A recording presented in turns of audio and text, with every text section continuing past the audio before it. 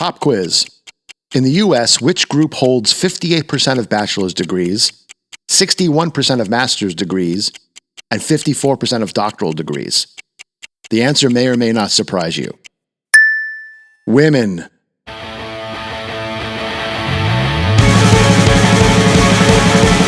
got all things situated. The mathematics were calculated. I feel wasted and I feel jaded. The process here is so complicated. 2 steps forward and 3 steps back.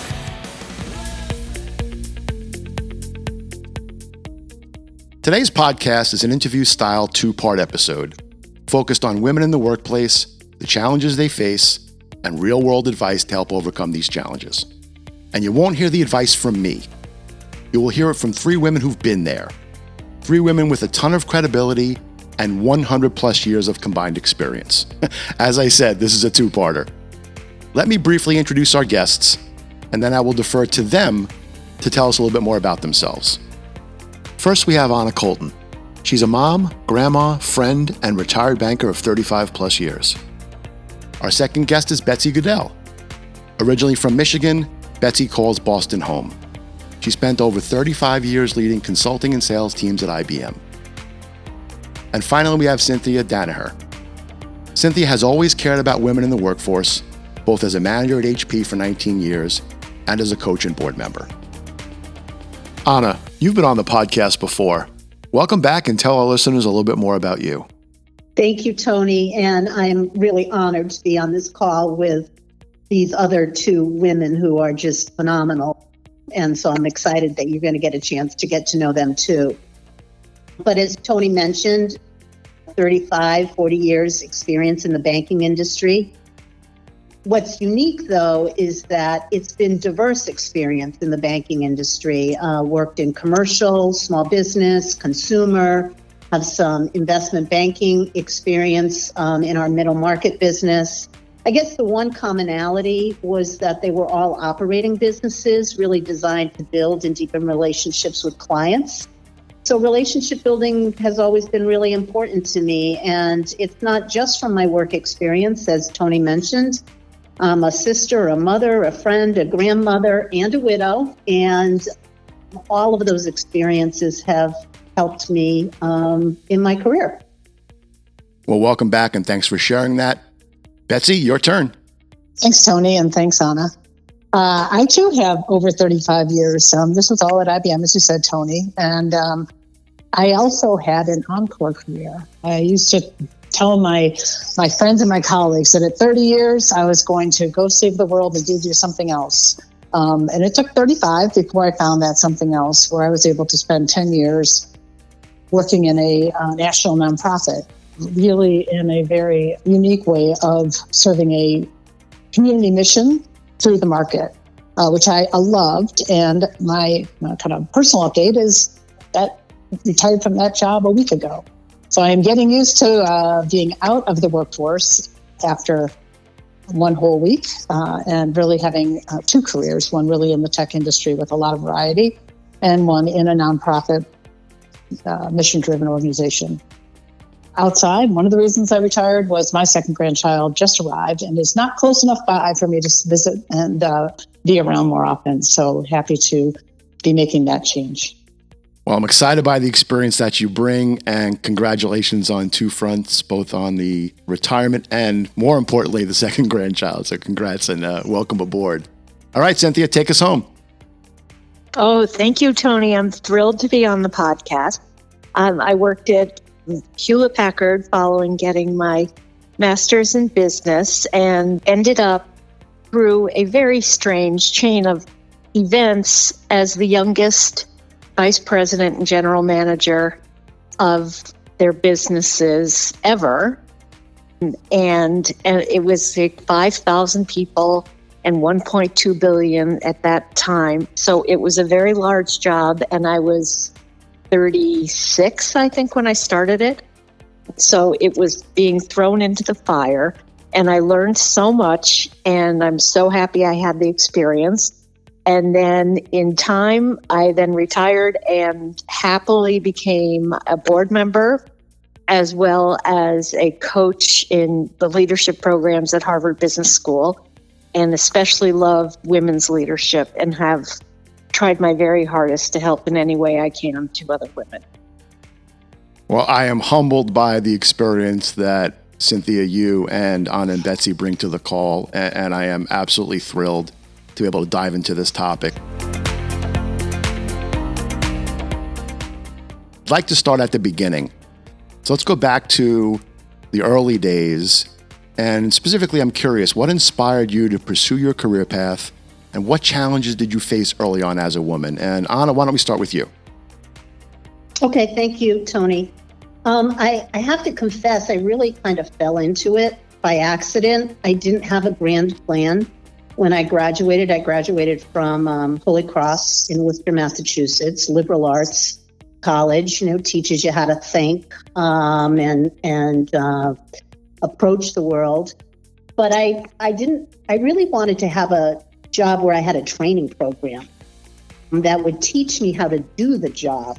And so I focused on organizations that had training programs, and the banking industry at that time in the early 80s, the 1980s, not the 1880s, but that's what they had. And that's where I landed, and just decided to stay because there were so many opportunities that were presented in that organization. And, the rest is history. Well, I'm glad you shared that, because quite often we do fall into a career and don't go the career path that we thought or didn't have one in mind. And I'm also happy you shared the training aspect of things, because that's how I started. So I relate to that very well, as hopefully some other listeners do. All right, same question, Betsy. Well, sure. I too, I didn't really have a good sense of where I was going to go after graduating as a math major. I was interviewing with anybody who came to campus and planned to just move to a city and get started somewhere. And how I found my first job really had to do with a blizzard, because I thought I was going to be interviewing for a sales job with IBM, but no one could get to the campus except for people that ran the programming organization. I'll tell you, I would have never gotten a sales job at that time in my career, but I did find myself to be a great fit for that burgeoning field at that time of programming. And it was funny. I never would have predicted that, but the job taught, like any first job does, it teaches you some really important things about yourself, that I love problem solving, that I really like working with people, and that I'm a little bit competitive. And those all became kind of very clear as I was working.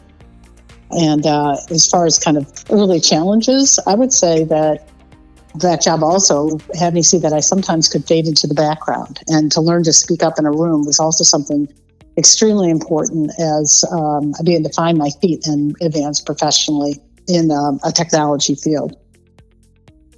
I think another early challenge that is common and certainly something I dealt with was what I would call comparisonitis. A little bit of like looking around and seeing what was someone else advancing faster than I was or getting an assignment, instead of really saying, wait, I am who I am. Let me bring my best to this job and learn from and with other people. That's a tough and probably a lesson that gets relearned, but something that I definitely could tell was an early career learning curve for me as I got it started and learning to find my way and advancing in a technical field. And lo and behold, it was within about 4 or 5 years that I ended up building up that confidence and a little bit of sense of humor and perspective that I then pivoted, into a sales role.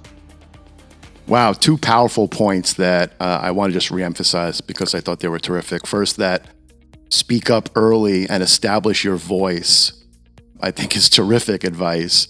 And then comparisonitis, I'm not sure if we've ever found a cure for it, but if we have, terrific. But again, I think being kind of self-aware and be your own person and not constantly compare others' career path and their advancement is great advice for our listeners out there. Cynthia, same question. So tell us a little bit more about your career path and any challenges you faced early on.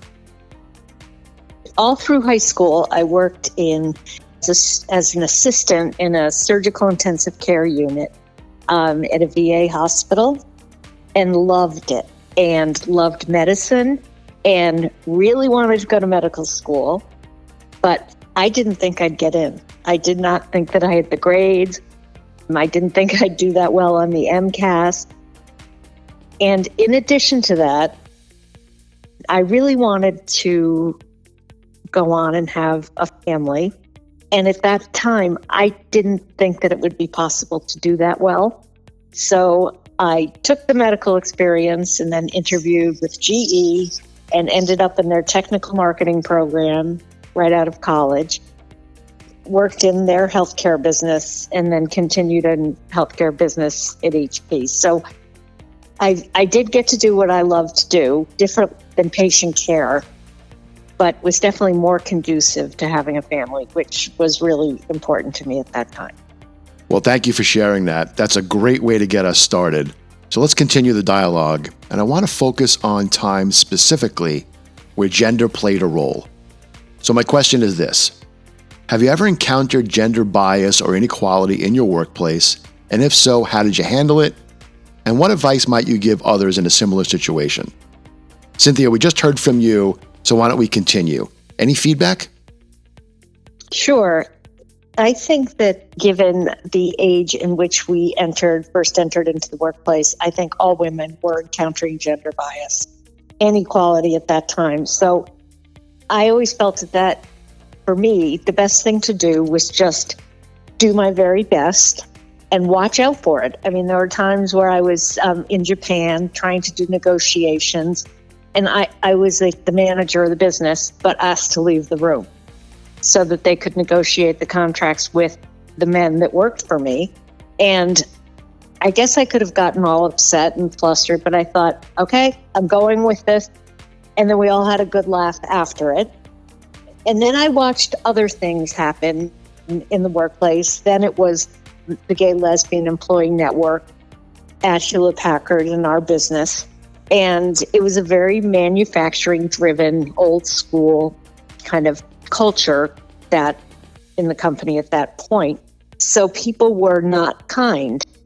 So as VP, I said, okay, what are we going to do about this? And then I decided I would just jump in and become the president of the Gay Lesbian Employee Network. And I did. And I guess the fact that they had the vice president standing there and, you know, was married to my husband with a family, and people are saying, well, you're not gay.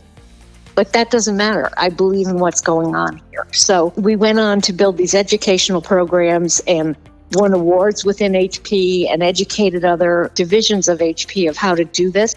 But I think the basic message, Tony, is don't stand there. Jump in and do something. I love that. That hit home for me. And thank you so much for sharing that. I thought that was incredibly powerful. Being able to, in your role, stand up, not only be a voice, but be the face of something that you want to move forward. Again, for our listeners, I think it's great advice, very actionable takeaway. Anna, same question for you. Any feedback? Yeah, I mean, echoing a little bit about what Cynthia said, it was inevitable that in the early 80s, when we were all entering the workforce, that we would encounter gender bias. And for me, because I was in a relationship building organization, it happened more on the client side than it did internally. And that can be just as disconcerting as well. There were clients who only wanted to deal with men and didn't want to have a female relationship manager, if you will, or banker. One of the ways that I approached that was to buddy up with people so that I would still get the experience, especially early on, but to be a partner with allies, in particular men allies, so that I could build my relationships and people could get to know me while we were building these relationships with clients. And that really worked well. I was able to establish a reputation for myself, both internally and externally with our client base, that I was able to build on from there. Great feedback, great advice. I love that partnering piece as well. Obviously, you had great self-awareness about how you wanted to tackle it, and then you tackled it head on. Again, thank you for sharing. Let's talk about challenges many women face, specifically around career advancement. So let's go to Betsy and Cynthia on this one. What do you think are some of the biggest barriers women face when trying to advance their careers, and what advice do you have to overcome them? Ooh, that one sounds like a podcast in and of itself, Tony. Let me try to give it a shot with a couple things that come to mind. See, we're all from New England, and we had a wonderful run with the Patriots and Tom Brady, and there was a big saying about do your job. And I've always resonated with that. There's a sense of just really saying, hey, I'm being hired for a job. I'm going to bring my best to this job with others and supporting others and advancing others, but I'm going to bring my best. And I do think that's kind of that focus is, I guess, the barrier of not being focused on you're being hired to really make a difference, and because you can make a difference. So that's one thing I think of. Another thing, I just retired a week ago, and I spent some time with the woman who's going to, amazing woman who's going to step into my role, stepped into it. And it was interesting to see that, like many of us, she was gravitating towards things she knew how to do, and not necessarily the things that she didn't know how to do that were more important. And there's an old tool I've often referred to and used, the Eisenhower matrix, of 2x2 matrix of what's important, what's not important, what's urgent, what's not urgent. And I think one of the things that can be a barrier is, the idea of activity and getting things done versus really taking a step back to say, what matters to this organization? How do I grow into this job? How do I get help growing into this job? And I'd like to stick in a third one because this is really important and something that I probably didn't do as well as I should have in my career. But someone told me a story, maybe in business school, about women or people interviewing for a position, and they asked the woman candidate, what do you think you need to do well in this position? And she said, hey, I need to understand how to price things well, and I need to understand where the risks are, and I need to understand kind of where everybody is personnel and their salary wise, and I need to understand the competition. I said, thank you very much. They invited in the next person, who was a man.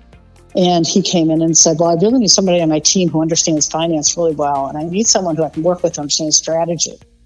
And I thought, I always reflected on that, and maybe it's me, maybe it's women in general, that I can tend to think I have to do it myself. And it's really important to do things with others, to build a community, to network and work together for the joy of the job and for the outcome of the job. And so those are some barriers I faced, and some of the strategies that sort of kind of sometimes overcame them.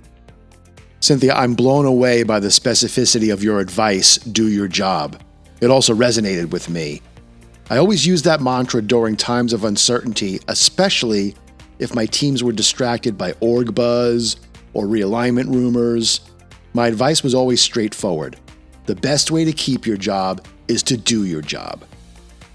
And then your advice around partnering with others and the growth piece of making sure you're constantly learning. Outstanding advice, so thank you for that. Who else has something to share? I do, Tony. I've noticed over these years of coaching women in women's leadership. So their companies are sending them because they're very high potential women. They fill in these applications, which are fairly tedious, and it's a big honor to get into this program. And I'm sitting in the room with 5 of them in the small team, and I'm looking at them, and I am completely blown away by them. They are so impressive. They present themselves well. And then by the second day, when they let their vulnerabilities out, I realize that the biggest barrier they face is themselves. Their companies want to promote them, and they're not sure inside they can do it. And I see the imposter syndrome over and over and over with them. And I urge them to see themselves as others see them. So I say, I am a very good judge of character. I'm a very good judge of what it takes to succeed in this corporate world. And this is how I see you. And you need to close that gap from how you see yourself inside to how others see you. And when you do that, you can step into your personal power. And I think you just overcome that barrier. And I've seen it work over and over. So that's what I would say is the biggest barrier.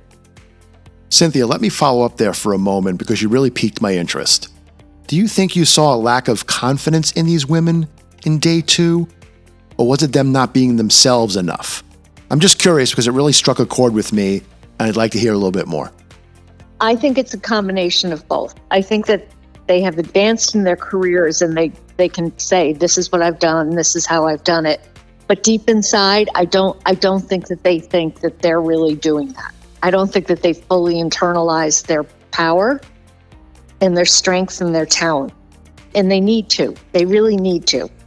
Definitely. Couldn't agree more. And also, thank you for bringing up imposter syndrome, because I've had that as a topic on my mind as maybe one whole episode, because I think we've all gone through a little bit of wondering, Yes. are we as good as we think we are, as others see us? And boy, that can really affect confidence. So thank you for bringing that up. I may have you back to talk about that a little bit more.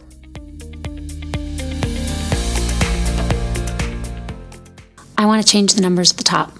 I want to change the numbers. I'd like to know that in my daughter's generation, there are not going to be 14% of the top jobs held by women, that we're no longer going to write headlines saying that women are taking over the Senate. That quote comes to us from Sheryl Sandberg, former COO at Facebook. So here are the cold hard facts. Currently, only 25 out of the 100 U.S. Senate seats available are held by women. So that comes in at 25%. Only 127 of the 435 U.S. House of Representatives seats are held by women, coming in at 29%.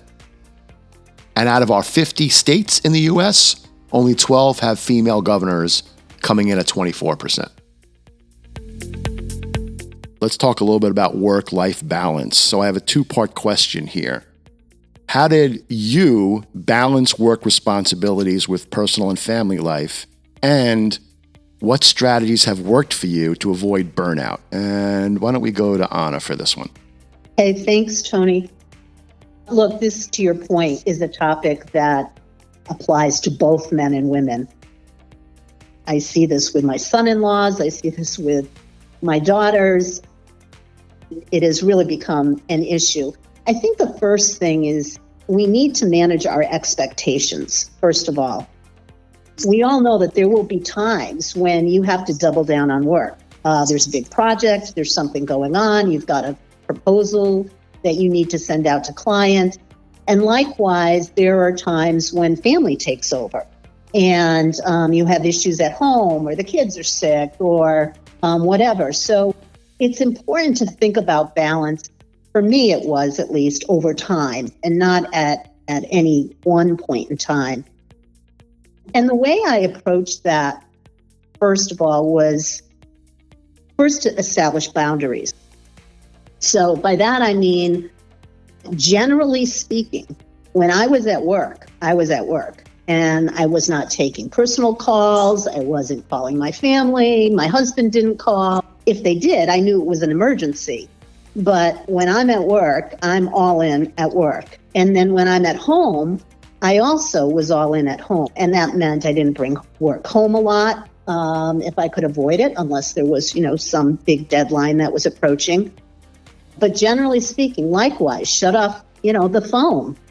Create those boundaries for yourself so that you can feel as though you are bringing your whole self to what you're doing. And I think that's what's at the heart of the balance issue, is that individuals feel as though they're torn when they're doing any one job, and they never feel as though they can be 100%. So those boundaries are really important. The second is, I would always try to create memories at home. And so you don't feel as though, I'm doing all this work during the day and then I'm getting home and it's, bath time and dinner and laundry and all of these other things, where you don't have these memories that you're creating. And so really trying to establish fun, both at home and at work, I think create this sense that there is balance and it's not drudgery, but you can really live a life that's full and enjoyable, both at home and at work. Well, Anna, you and I work together, and I can speak to firsthand seeing those boundaries. And I didn't realize it at the time, but I realize it now. I mean, you and I were in the car together, on the road together quite a bit, traveling for work. And your focus was always 100% work. but you did also share with us what was going on with you personally, so we knew you had the right balance. So I think that's great feedback, and the have fun piece at home is also very well said, because let's face it, we work to live, we don't live to work, and when that's in balance, one is actually creating energy for the other. All right, let's hear a little bit more. Betsy, let's turn to you. What advice do you have about work-life balance? Oh, and I'd start with check everything that Anna said. That was really well summed up, and I think something all of us have experienced. And I've often thought, career, kids, spouse, friendships, yourself. Can you have it all? You certainly can't have it all at once. And that's helped me a lot to say it can't be at once in those seasons, and to be self-aware enough to say, I need the season for myself, my kids, and to deprioritize something else. It's been hard to do with the work demands, but something to kind of hold yourself accountable to. I think it's also important to have your non-negotiables. And, you asked us, Tony, a little bit about what strategies did you use and how did you approach this in your own life? We had some non-negotiables, my husband and I getting away just by ourselves for an overnight once a quarter. It was really important to keep our relationship strong so that we could do our jobs and be good parents. So that was one that was really important to us. I also, and this isn't for everybody, but I really feel like it's wonderful when you can work out a career and a half. That someone's career may have more flexibility in it at that certain time, so that the things that come up that you want to be there for, someone's got that flexibility to be there.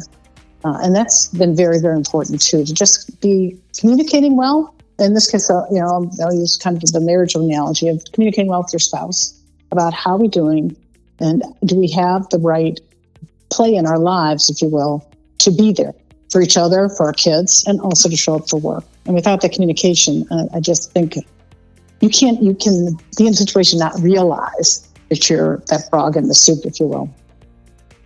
The other thing that helped me, I had two other things that helped me. One was, and it was something that Anna said too, I'm looking out my window now and I see it. There's a tree a block away from my house. And I just used it as a visual place, driving home from work, to leave work at that tree best I could and pick it up in the morning. And so it was a visual way of just saying these things are important and they're going to be important and they're still here tomorrow. So that was just a mental trick that just has stayed with me.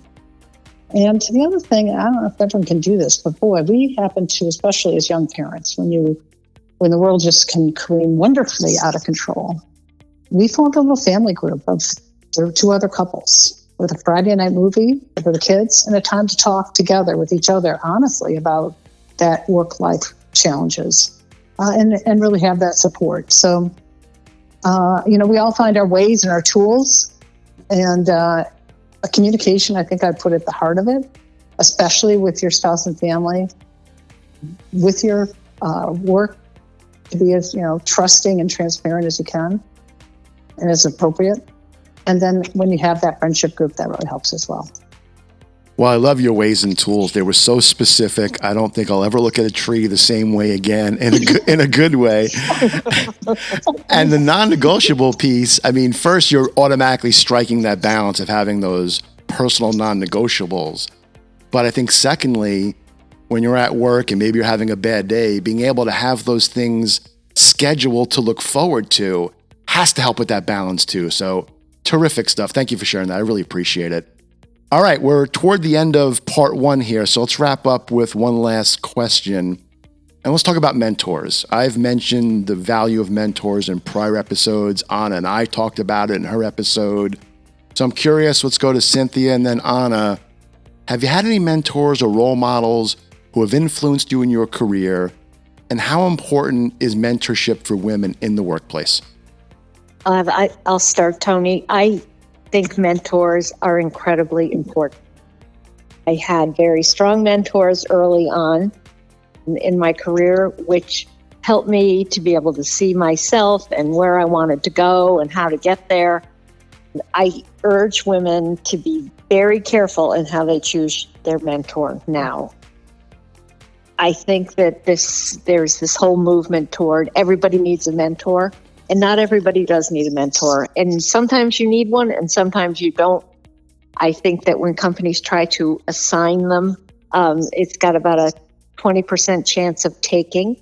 So I urge women to look around the organization, find someone who they think will fit them and is doing something that they would ultimately like to do, and then to establish your relationship. And you don't even have to call it a mentor. Just ask the person, do you think I could get some advice from you? I admire what you're doing.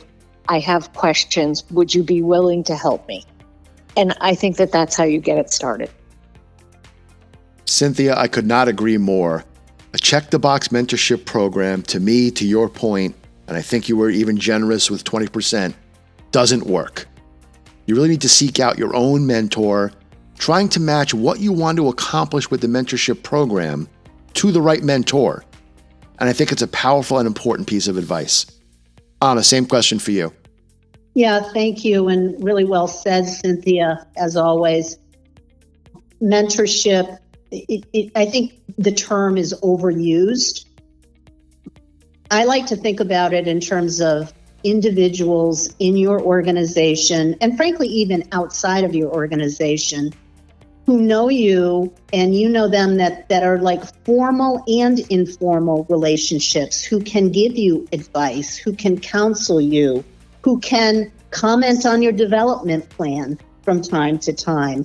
Even somebody that you admire and you know is doing well, someone that you can continue to take notes from, whether it's how they interact, the kinds of organizations and things that they involve themselves with, the way they talk to people, the way they coach and manage people. Taking that all in and reflecting on how you can improve yourself based upon what you see in others is a form of mentorship as well. And so to Cynthia's point, it has to be organic. It has to be somebody that you not only admire, but somebody who knows you well enough to be able to counsel you and sees you on a regular basis, so that they can provide the kind of feedback that can help you improve over time. Touching on mentorships was a great way to conclude part one. More to come, but Anna, Betsy, and Cynthia, thank you for your insights thus far. Excellent dialogue that we look to continue in part two. Well, that's a wrap. And if you like what you heard, please make sure to follow us and hit that reminder bell to be notified of new episodes on Apple Podcasts, Spotify, and Amazon Music. And as always, this is Tony Volpicello, and we are the Career Jigsaw. Thanks for listening, be safe, and stay tuned for part two.